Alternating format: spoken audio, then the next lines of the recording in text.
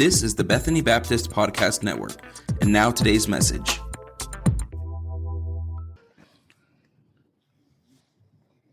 Hope you all had a great Thanksgiving. With Thanksgiving behind us, that means it is now officially the most wonderful time of the year. It's Christmas. And we're going to take a little break. We've been studying, we've been doing a series on Christology, if you will, on studying Jesus. We're going to keep talking about Jesus. We're going to do kind of a spin-off series, if you will. We're going to go back to talking about Christology and the depth of who Jesus is and what it means to worship Jesus, who he really is in our lives. We're going to pick that back up in early 2022, but we're going to do a mini series, if you will, on the lineage and the genealogy of Jesus. And here's the thing about lineages and genealogies in the Bible. I'm going to use those words interchangeably, just FYI. But when you get to these parts of the Bible, and you tend to skip this part of the Bible. You get to the part and you start seeing all the names, and you go, so-and-so, if you're a King James person or a New King James person, you see so-and-so begot so-and-so, begot so-and-so, begot so-and-so, and it's just this list, and it feels like sometimes it could just go on and on and on. If you have a non-New King James or King James Bible, it says so-and-so gave birth to so-and-so gave birth to, or fathered or fathered or fathered. And so what happens is we tend to go, okay, there's a pattern. I'm going to skip this pattern because I don't know who any of these people are. And so you just skip, so you finally get to some content. Because it kind of gets, I wouldn't say old, but you kind of get lost in the names, especially when you can't pronounce half of them, right? And so you start going, hard name gave birth to hard name, gave birth to hard name, gave birth to hard name. And so you finally just say, let's just keep moving. But see, here's the thing. Lineages, those lists of names, those genealogies are actually a gift for us. They're tremendously helpful. It's very helpful to not only study the lineages, but also in particular the lineage of Jesus. There's three immediate values or three immediate benefits to studying lineages, especially studying the lineage of Jesus. The first one is this. When you study those lineages, the long lists, right, what you might call the phone book of the Bible, or for those that don't know what a phone book is, it was these books that you open it, and they had phone numbers in them. You have this thing on your phone called contacts. Right, so it might be like your contacts on your phone, but it's like the phone book of the Bible where you turn, it's just this whole book of names. Those book of names have a purpose. They connect Jesus to actual history. How many of you have seen a movie or read a book that started with Once Upon a Time? Okay, you turn that movie on or you open that book, it says Once Upon a Time, and there's thousands of them, right? Once Upon a Time, and you go, I automatically know what type of story this is. All it took was once upon a time, and I already know what kind of book or what kind of story this is. This is a work of fiction or fantasy. And hopefully it's going to be a good one, right? But it's going to be some sort of work of fantasy or fiction. But the thing with Jesus' story, Matthew, Mark, Luke, and John are the Gospels. And it's the beginning of the New Testament. The book of Matthew, it's the very first book in the New Testament, and does not start with Once Upon a Time. Matter of fact, if you were watching a movie, it would probably say something like based on actual events, or it would be a documentary that the events you're about to see are true. Okay? Matthew does not start the book of Matthew with Once Upon a Time. The book of Matthew actually starts right out of the gate with the lineage of Jesus.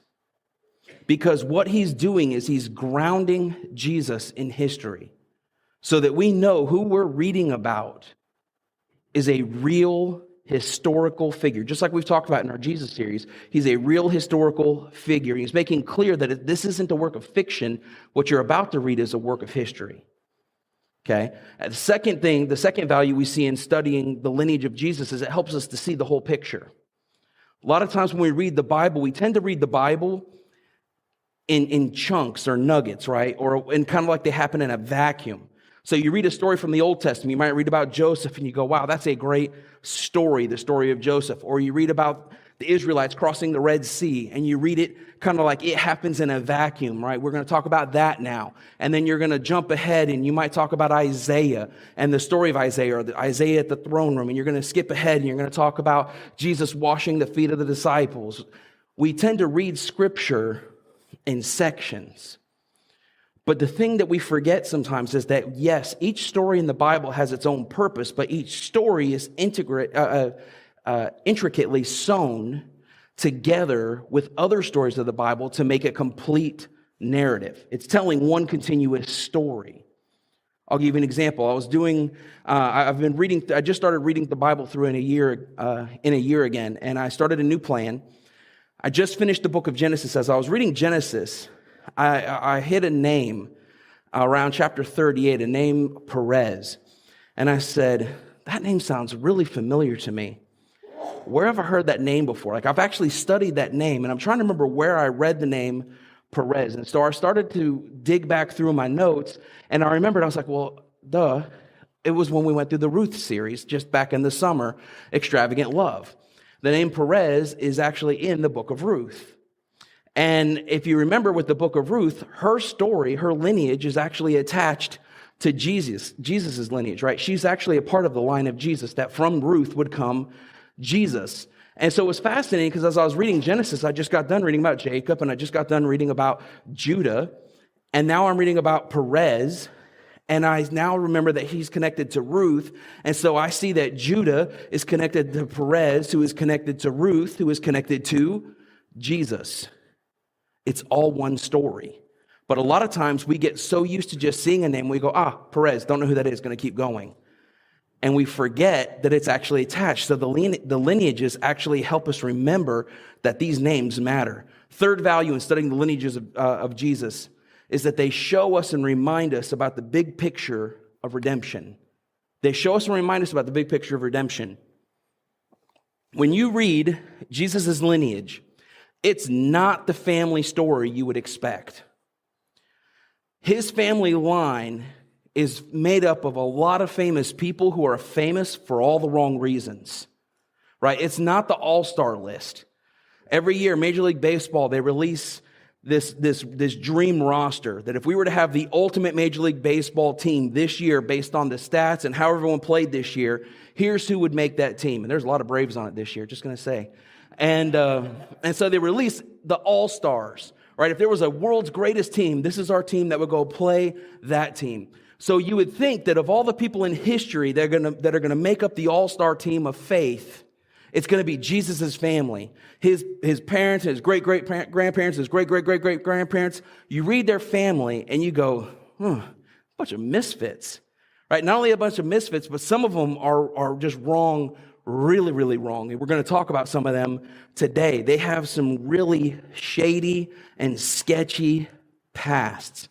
But what's fascinating about what God does with the sketchy and the shady things of their lives, when we have sketchy things in our lives, okay, think about it like this. When we have sketchy things in our lives, when we have done vile and shady things in our lives, we tend to do one of a couple things.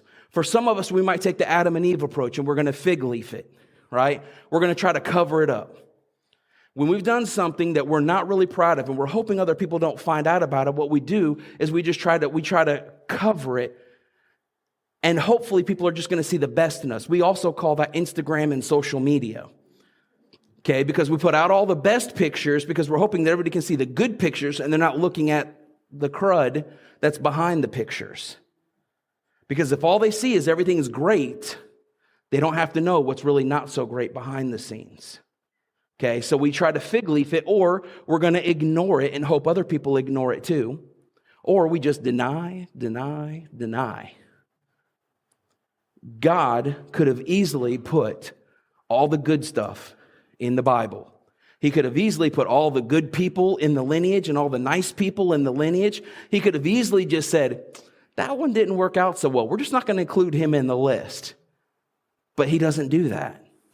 Instead, God knows all the bad stuff, and he doesn't pretend that it doesn't happen. Instead, God owns all of it, and he puts all of it in the line. He puts every sordid detail, every sketchy person, every lie, every abuse, every act of misconduct, every corrupt deed, everything is in there. Why? So that we might see just how much mercy God has, how big God's grace is, and how big God's redemptive plan is, even in the midst of our sketchy pasts. And one of those people that has a sketchy past is Judah and Tamar, who are the great Keep going. Grandparents of Jesus. They're listed in Matthew chapter 1. We're going to read the lineage, just 1 through 3. We're going to kind of add as we go through the series. But Matthew chapter 1, verses 1 through 3, we're going to read that as well as verse 16, because that's where we see Jesus enter the picture. So let's take a look at Matthew chapter 1, verses 1 through 3.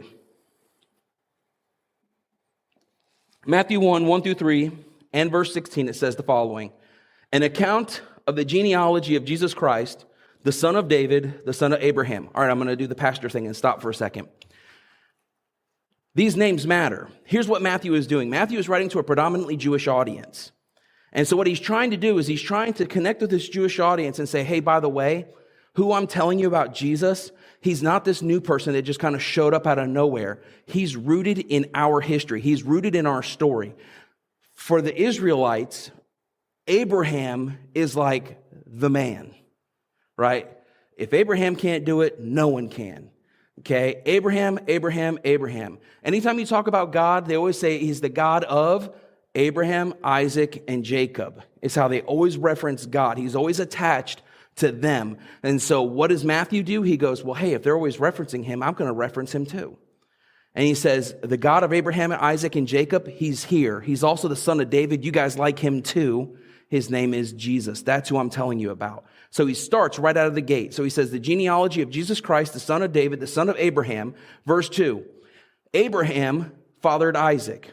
Isaac fathered Jacob. Jacob fathered Judah and his brothers. Judah fathered Perez and Zerah by Tamar. Perez fathered Hezron. Hezron fathered Aram. And you skip ahead to verse 16. And it says, and Jacob fathered Joseph, the husband of Mary, who gave birth to Jesus and who is called the Messiah. Judah's story is nothing short of vile. Okay? Judah, who's part of the lineage, he is like the Judah, right? The Judah we talk about all the time. His story is nothing short of vile. You can actually read his story in Genesis 38. I'm not going to read the chapter. Instead, what I'm going to do is I'm going to explain the chapter. The verses will be on the screen as we're kind of going through. We're going to kind of do a Cliff Notes, not so Cliff Notes version of their story. And I'm going to kind of detail step by step what happens in their story that leads to the point of needing Jesus. I need you to follow with me. There's going to be a lot of names. Okay, so let's follow along. Here we go. Abraham has Isaac. Isaac has Jacob. Jacob has Judah. Judah has a lot of sons. Jacob has a lot of sons. He has Judah and a lot of sons. Jacob is a prominent part of Jewish history. God would later change Jacob's name to Israel. Okay, we're just going to call him Jacob. Jacob ends up having a number of sons. Jacob's family makes up the foundation of Israel. He has Judah and the brothers. Sounds like a band, right? So you got Judah and the brothers. And the brothers are also referred to as the tribes. Also sounds like a band. And so you have these brothers, 12 in all, who make up what are known as the 12 tribes of Israel. Okay? These brothers are the ones that make up the 12 tribes of Israel. Good or bad, they make up the head of the nation of Israel. Judah is one of the sons, which means he's also one of the heads of the family, which also means he's one of the leaders of the tribe. So you have the tribe of Judah. It's also starting to sound a little mobbish now that I'm saying it like this. It's starting to sound like we have like the crime families. But you have Judah, who's the head of the tribe of Judah. You ready? Here we go. Judah marries a Canaanite woman. Now, depending on your translation, her name is either Shua or that's the name of her dad. In all honesty, if you want to have some fun with it, go look at some of the different translations, and they will literally say, some of them will say that he married a woman who's the daughter of a man named Shua, or he married a woman by the name of Shua. Either way, Shua's involved. He's either the dad or the wife, but he ends up marrying a wife. Together they have 3 sons, awesome name, Onan, and Shelah, awesome name. Okay, so you have Onan, and Shelah. Judah, now I'm getting mixed up with the names. Judah arranges a marriage between his oldest son, and a woman by the name of Tamar. And he says, I want you two to get married. Well, there's a hitch. Something happens. They get married, but is evil. and he commits some sort of atrocity, so much so, God takes sin seriously. We've talked about that over the last several weeks with this series on Jesus. But God takes sin seriously. How seriously does he take it? Does evil to such a degree that God no longer wants him to finish his life. He judges him on the spot and pronounces him and sentences him to death and takes his life. What did he do? No idea. But he dies. That now leaves Tamar as a widow. And so now you've got you've got Tamar as a widow, and Judah wants to do right for Tamar. And so what he does is he goes to his son Onan, and he says, Onan, I want you to be the kinsman redeemer. I want you to marry your brother's wife. This is a cultural tradition known as the kinsman redeemer, or a levirate marriage. I'll explain that here in a second. And he says, I want you to marry her so that she might have a son. And what would happen with the kinsman redeemer? Now, if you were not here for the Ruth series, I highly encourage, go back, listen to the Ruth series, part 4 of that series. It's only a 4-part sermon series, but in part 4, I detail what a kinsman redeemer is and why that relationship is so important. But ultimately, what's going to happen is Onan and Tamar, they would get married. She would have a son, and the son wouldn't have his name. The son would actually have his brother Er's name, and he would carry on the life and the legacy of through what's known as a levirate marriage. Onan doesn't want to have any part of that. Onan's like, yeah, I got a different idea, and he acts wickedly. Now, I'm going to keep this really PG at this moment, okay? But here's what happens in the most PG way I can explain it. And if you need more details, you can just read 38, specifically verse 9, and it'll detail it for you. But here's what happens. Onan marries Tamar. He ends up sleeping with her, but he refuses to have children. So instead of finishing with her, he chooses another route, which prevents her from getting pregnant and having kids. So basically what he ends up doing is he uses Tamar for his own gratification. He has all the fun, but leaves her childless, which also leaves her without redemption, without a family name, without an inheritance, because culturally at that point, a woman's safety and her future were tied to who she married and the children that she had. And so by him saying, you're not going to have children, I'm not going to give you children, it was him basically saying, I'm going to use you, but you're not really going to be part of our family. God hates this.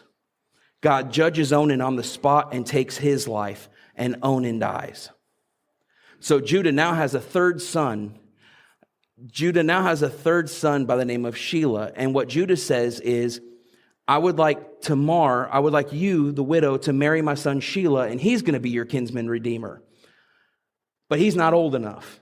He's still a teenager. So we need him to get a little older. So what I need you to do is I want you to hang around. I want you to go back to your dad's house and remain a widow for a number of years. When he's of age, then you can marry him, and he will be that kinsman redeemer for you.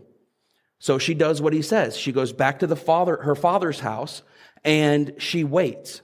Well, years pass. Years and years pass. And in the meantime, what happens is Judah's wife, she dies. Judah begins to mourn her death.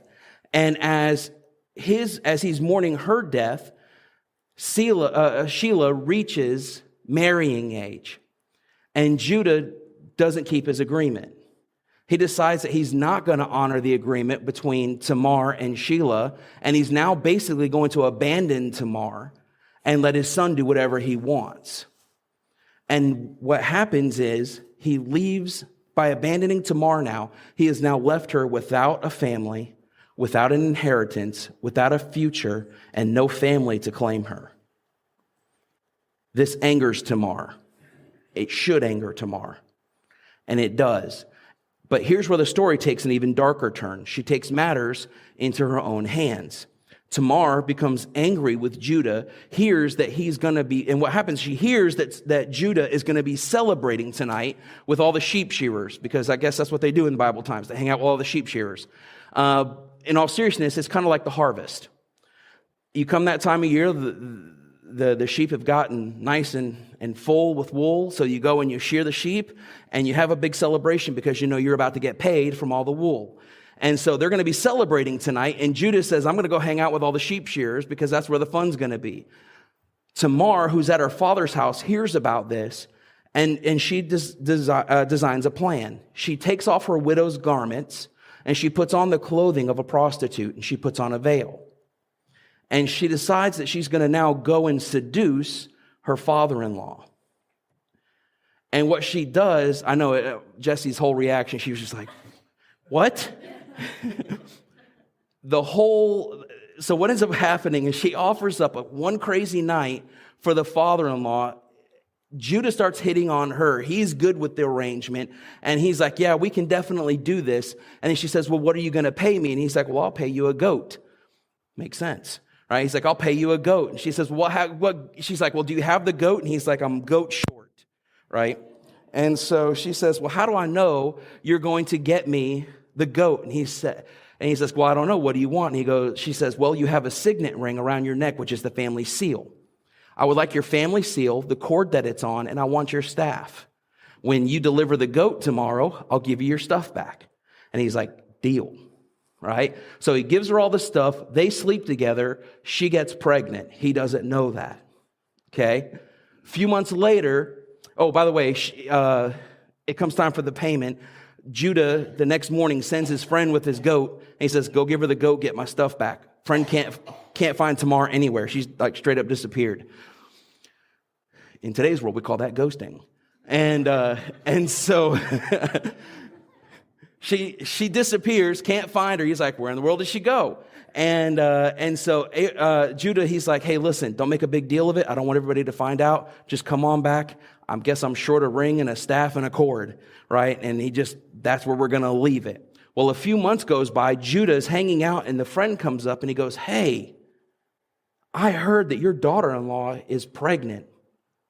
It turns out she's been a prostitute, and she's been impregnated as a result of being a prostitute. And in his self-righteous indignation, he gets so angry, he's like, bring her to me. I want her dead, and I want her burned alive. Bring her here, right? Our self-righteousness, it can be great. And so he demands that she come to his presence because he's going to put her to death. Let's read what happens in verse 25 and through 27. And it says, so she was brought out. And as she was brought out, she sent her father-in-law this message. I'm pregnant by the man to whom these items belong. And she added, you should examine them. Whose signet ring, cord, and staff are these? Right? For modern translation, this is the Maury Povich moment. Or he goes, you are the father. Okay? That's what he just found out. He sees his ring, he sees his staff, and he sees his cord, and he went, this isn't good. Right? So verse 26, Judah recognized them, and he said, she's more right than I am. And since I didn't give her to my son Shelah, and he did not know Tamar intimately ever again. And when the time came for her to give birth, there were twins in her womb. And so she ends up giving birth to twins. She gives birth to, they thought was going to be Zerah first. Zerah's arm comes out. They tie a cord around it. I don't know if it's hokey pokey. I don't know what happened. I'm going to be honest with you, just from a science perspective, I don't know how this happens. Arm goes out, comes back in, and then Perez busts through, and he's now the firstborn. And so they name him Perez, which means he bursts forth. Makes sense. And so Perez is born. He's the firstborn. And then you have Zerah. Genesis 38. Okay. Understand this. Neither Tamar nor Judah are fully right in this story. Okay. Judah sinned. Judah, by the way, for the record, in case you missed it, fully wrong. 100% wrong. Zero place in here does he land this thing right. He had a lot of opportunities, and he missed every landing pad that God gave him. He missed it. He fully sinned by abandoning Tamar, his widowed daughter-in-law. Tamar, she sinned when she took matters into her own hands and slept with her father-in-law by deceiving him. Now understand something. According to the Levirate marriage, she was really just trying to claim what was hers. She was saying, you can't kick me out of the family because I'm part of the family. I'm supposed to be able to have children by your family, and I'm supposed to be able to continue, by the way, your family name. Like, I'm part of you. You can't just get rid of me. So in part, there's a part of us that sympathizes with her because the family just dropped her. But at the same time, the way that she took matters into her own hands, she crossed lines that she wasn't supposed to cross.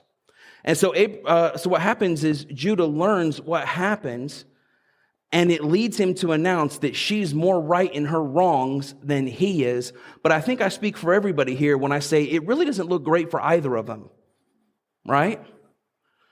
For Judah's perspective, first of all, from a father perspective, he's completely oblivious to the sins of his sons.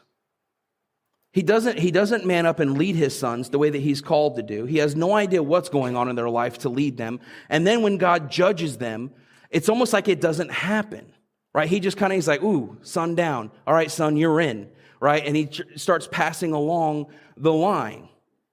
So he misses it as a father, and then he has a daughter-in-law who he's now abandoned and left her with no family, no inheritance, no future. And then he acts with no moral conscience when he starts to sleep with a prostitute, who, by the way, is a cult prostitute from another religion. So it's a pagan prostitute, is what he thought. He literally says, I thought she was from a cult, right? And so you should go find the pagan prostitute so you can pay her the goat. And everyone's like, there aren't any pagan prostitutes around here, which is why they couldn't find her.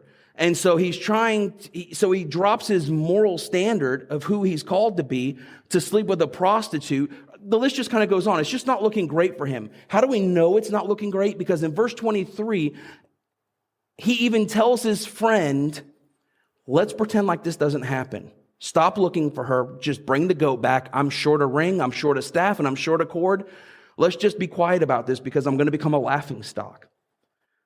Which is really him saying, my reputation is going to be ruined. If you keep searching, people are going to find out what I did, and it's going to ruin me. From Tamar's perspective, Tamar had been scorned, neglected. You can make a really strong case that she was sexually abused by Onan. She's humiliated. She's abandoned. And she's left out completely of the family story. Up until that point, totally innocent. But then she decides that deception and incest are her best options. And so she lies, deceives, and manipulates to be able to sleep with the man who's supposed to be her children's grandfather. And the man who's now the patriarch of the family ends up getting his daughter-in-law pregnant. It just doesn't get any messier than that. Right? It's kind of like the Jerry Springer of the Bible edition. It's just not looking pretty. Then you have two children who are raised with that as their story. But here's where God's amazing. God doesn't bless the sin of Judah at any point, but instead he continues to work in spite of his sin. God continues to work in spite of the sin of Judah. And we see three specific ways that God continues to work. Number one, he blesses the life and the work of Perez. He blesses the life and the work of Perez. Perez, who would eventually be a part of the line of Jesus. The family name of Perez ends up becoming a great name in Israel history. We miss it a lot of times because we talk about Judah a lot, but we very rarely mention Perez. As a matter of fact, I'm willing to bet that the half of the room probably has read Perez and forgot he's even in the Bible. But he ends up having a great name in Israel. Matter of fact, in Ruth, the family of Perez is celebrated. Look at Ruth chapter 4, verse 12. Boaz has just made the deal to become the kinsman redeemer, to marry Ruth, to rescue her from loss. Right? And so he has now made this deal. It's now official. The people in the city are celebrating. The elders in the city are celebrating. And here's what they say in verse 12. So the people and the elders at the city gate said to Boaz, may your house become like the house of Perez, the son of Tamar, born to Judah. Because of the offspring the Lord will give you by this woman, by Ruth. See, what happens is Boaz ends up becoming the kinsman redeemer for Ruth, and he selflessly does for Ruth what neither Onan nor Judah were willing to do themselves. He becomes the kinsman redeemer that should have been available to Tamar, but wasn't. And then what happens is the people in the city start celebrating. They start celebrating Boaz. They start celebrating Ruth. They're so excited that this is taking place. If you were here for that series, you remember how great a celebration part 4 was for the whole city and even for us to celebrate Ruth and Boaz. But what's neat is they start to pray over Boaz, and they start praying for God to bless them. And who do they want God to bless them like? Like Perez. Bless them the same way that you have blessed Perez. Notice they don't say, bless him like you did Judah, the patriarch. Notice they don't mention any of the 12 tribes. They mention Perez, the child born from wickedness who God redeemed. Okay? Then later in Israel's story, Israel ends up being removed from the promised land because of rebellion and sin against God. God said, here's how you keep my statutes. And they said, we're going to do the opposite. Whatever God said, they said, here's how we're going to do it. We're going to do the complete opposite. So they end up being removed from the promised land. And as a result of being removed from the promised land, they're being held now in Babylonian captivity. After being in Babylonian captivity for generations, they're allowed to return back to the promised land. And one of the first families that's allowed to return back to the promised land is the family of Perez. And they're actually mentioned in the official record of Israel's return back to the promised land. And they're listed and mentioned as being men of valor. Look at Nehemiah chapter 11, verse 6. It said, all the sons of Perez who lived in Jerusalem were 468 valiant men. Talk about a crazy, powerful testimony of how good God is, even in the midst of crazy, crazy brokenness, that God can take brokenness and bring redemption from it. The second way we see God continues to work is that God brought salvation from the line of Judah and Tamar. Most people would have written off their story. Most people would have looked at the brokenness and the sin in their family and just went, you know what? They're God's problem. Let's move on. Let's find a new first family. But God doesn't do that. God ultimately works to bring redemption through the two people who perhaps needed it the most. Judah needed redemption. Tamar needed redemption. And God brought redemption down the line through their great grandson, who would eventually be born just so he could die, to purchase them from loss and redeem them. So the Savior came not only for them, but also for us through their line. And then lastly, number 3, the third way God continued to work is that God allows Jesus to redeem the family of Judah. He allows Jesus to redeem the family of Judah.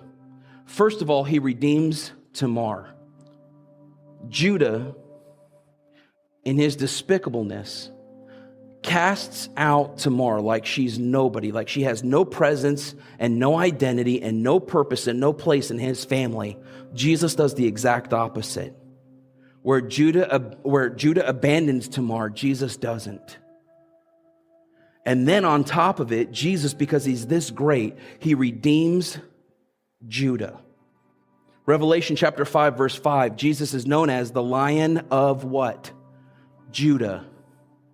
He's known as the Lion of Judah, and it's pronounced and announced that he would come from the line of Judah. Salvation for the world would come through the line of Judah, because ultimately what happens is Jesus succeeds where Judah failed to. Jesus succeeds where Judah failed to lead his family, failed to care for his family, and failed to lead his tribe the way that God had called him to do. And today, we sing about Judah like it's a great name. Most times when we talk about Judah, we think about it with a lot of love and affection in our minds and in our hearts. But what you need to understand is this. Today, when we sing songs and celebrate the name of Judah, we're not celebrating that because of Judah. We celebrate that because of Jesus. We celebrate the name of Judah, not because of what Judah did, but because of what Jesus did on behalf of Judah, that Judah couldn't do for himself, and Judah, as a matter of fact, lost for himself. I love studying lineages. I love studying genealogies because they always remind us of God's faithfulness, even when we're not always faithful. And I think a lot of us can connect with Tamar and Judah's story. Because for some of us here today, we come from family lines that have less than savory pasts. For some of you, it's not really your past, it's actually still your present. Where Judah and Tamar's story is one of moral bankruptcy and incest, maybe that's not your story, but there's still a part of you that understands their story because you understand what it is to have family shame. You know what it is to have family shame because maybe it comes from a different kind of moral failure in your family. Or maybe perhaps it comes from some different type of scandalous history that when people mention your family name or they mention certain relatives in your family, there's a presence that hangs over that name or a presence that hangs over that person. And there's a shame that's felt. For some of you, it's because you come from a family where parents failed to parent. And perhaps parent abandoned you when you needed them most. For some, it's because we have patriarchs or matriarchs in our family who failed to love or lead us like they were called to do. And for some, it's because we have elders in our family who were supposed to leave us a legacy and actually left us none. And they either left us no legacy, or they left us a shallow legacy that perhaps might have been full of material things, but it had no eternal significance to it whatsoever. No eternal inheritance was attached there. Or perhaps it wasn't a shallow legacy, it was a hollow legacy where everything looks great on the outside, but inside that family is a wreck. I want you to understand this. Your family's history, your family's past doesn't define your future. Your family's past, your family's history doesn't define your future if you're in Christ. I think if Perez were here and he were able to say, yeah, let me tell you about how I would have wrote my story. I don't think he would have written his story saying, this is how I hope I'm brought into the world. And this is how I hope everybody finds out about my family story. And I'm hoping everybody knows what my family story looked like. I don't think that's what Perez would have written. But instead what he does is he doesn't let God, it doesn't stop him from allowing God to use him even in the midst of brokenness. And he doesn't stop God from using him to bring about a different future for his family.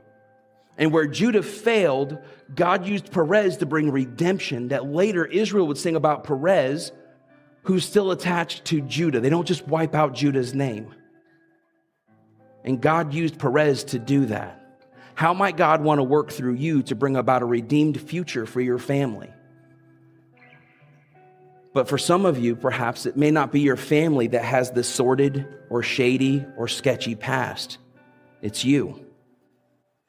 And like Judah, you're hoping that other people don't find out about it.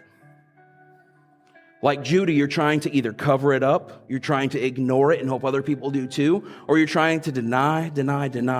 And you think that as long as you just deny that it's happened or deny that it's happening, right? Just don't look at it. Out of sight, out of mind, that it's just going to pass away. It's just going to go away. But the truth of the matter is this. Failure and how we live our lives, we're building a legacy. The question is, what type of legacy am I building? Because the legacy we're building will be passed from generation to generation. The Bible tells us that our sin, the sin of a father, is passed from generation to generation. The good news for us is God is a God of redemption and new beginnings.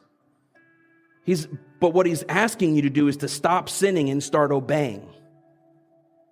The problem is we have so many people today who are more concerned with having a good time than they are with leaving a good legacy.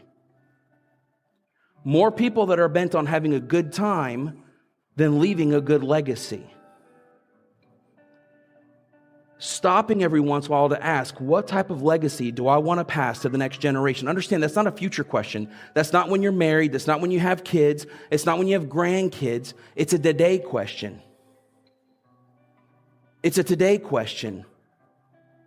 God is calling you right now to realize that the decisions you make today not only dictate the life you lead tomorrow, but they dictate the legacy that your children are going to inherit, or that your grandchildren are going to inherit. And some are going to go, well, I already have grandchildren. It's too late. No, it's not.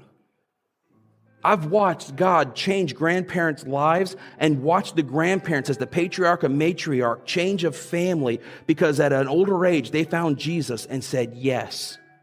And it changed everything, and it trickled down through the family.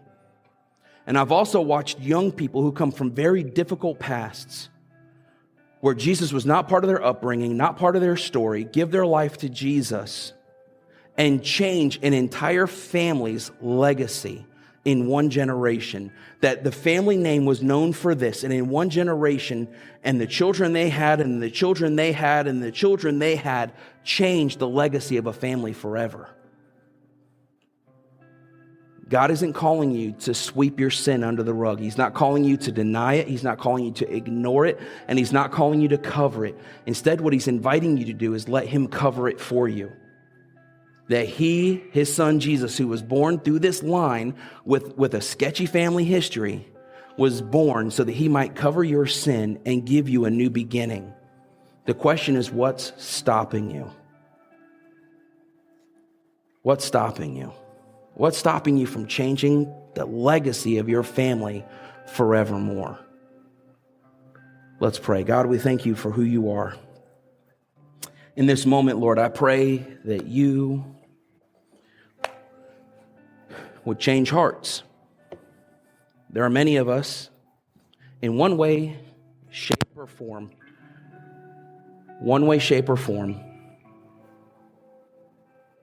are holding on to some version of death in our lives.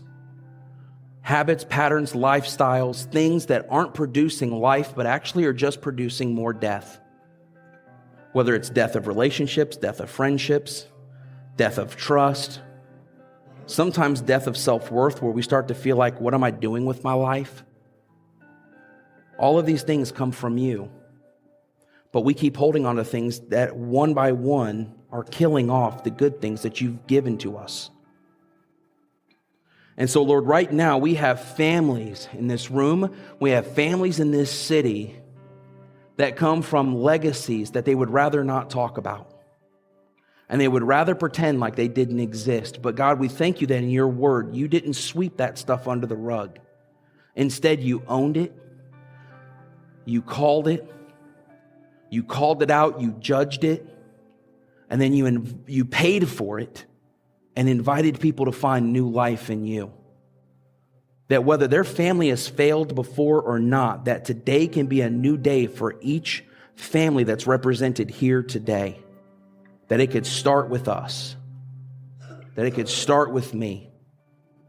And so, Lord, I pray that You would give us the conviction and the character to be the men, the women, the husbands and wives, the grandparents, the parents that You've called us to be.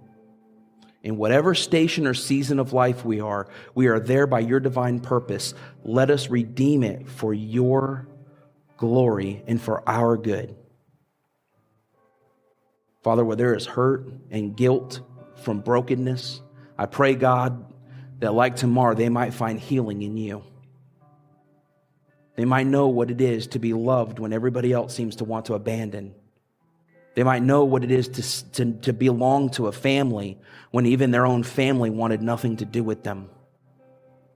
Because in You graft us into Your family and You look at us and say, that's my child. In them I love, in them I believe, in them I died for so that they might have life. Thank You for that kind of story. Thank You for adopting all of us when we needed it the most. We pray this in Your name, Lord Jesus. Amen. Thanks for listening with us today. To learn more about our church, go to wearebethany.com.